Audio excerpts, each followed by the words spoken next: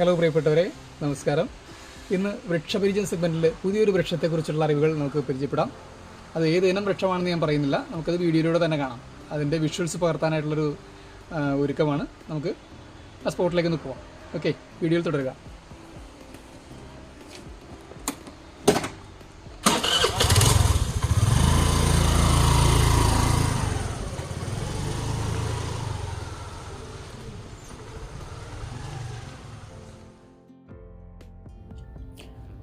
നമ്മുടെ നാട്ടിൽ സാധാരണയായിട്ട് കരിന്തകര എന്ന് വിളിക്കുന്ന മരമാണ് നമ്മൾ ഈ കാണുന്നത്. കാട്ടുവാക, ഇലവാക, വെള്ളവാക തുടങ്ങി പല പേരുകളിലും ഈ മരം അറിയപ്പെടുന്നുണ്ട്. ഫബേസിയ എന്ന സസ്യകുടുംബത്തിൽ ഉൾപ്പെടുന്ന മരമാണ് വാക. ഇതിൽ തന്നെ അനേകം ഇനങ്ങളുണ്ട്.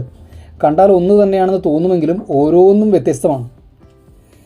നമ്മൾ ഈ കാണുന്ന വൃക്ഷത്തിൻ്റെ തൊലിപ്പുറം കണ്ടില്ലേ?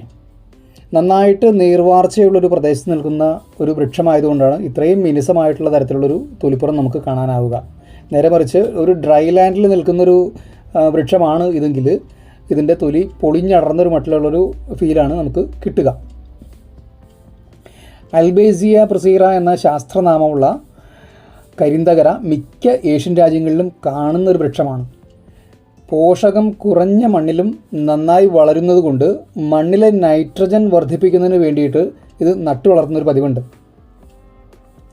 നമ്മുടെ ഭാരതം ഉൾപ്പെടെ നിരവധി രാജ്യങ്ങൾ, Bangladesh, Bhutan, China, Laos, Myanmar, Nepal, Pakistan, Sri Lanka തുടങ്ങി അങ്ങനെ നിരവധി രാജ്യങ്ങൾ ഇതിൻ്റെ ജന്മദേശമായിട്ട് പറയപ്പെടുന്നുണ്ട്. അപ്പോൾ നമുക്ക് സാമാന്യമായിട്ട് മനസ്സിലാക്കാം, മിക്കവാറും എല്ലാ ഏഷ്യൻ രാജ്യങ്ങളിലും ഇത് വളരുന്നൊരു ഒരു സാധാരണ രീതിയിലുള്ളൊരു വൃക്ഷം തന്നെയാണെന്നുള്ളത്.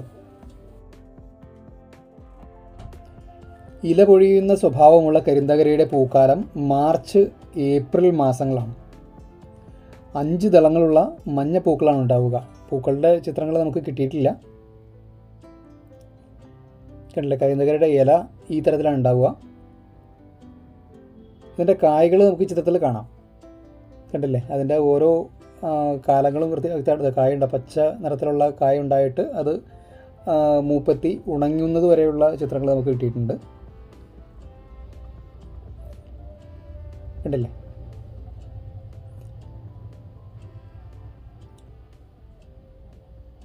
അതിൻ്റെ തോട് പൊട്ടിയിട്ടാണ് ഇതിൻ്റെ വിതരണം നടക്കുക.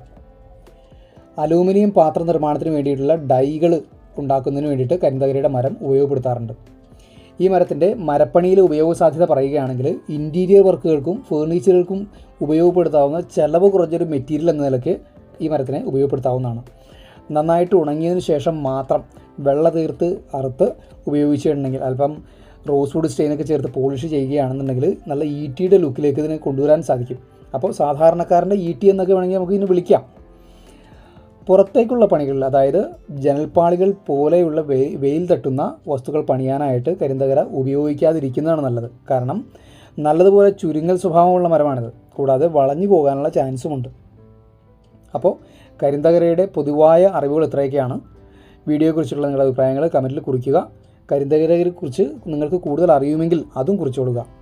അപ്പോൾ മറ്റൊരു അറിവുമായിട്ട് അടുത്ത വീഡിയോയിൽ കാണാം. അതുവരേക്കും എല്ലാവർക്കും നന്ദി, നമസ്കാരം.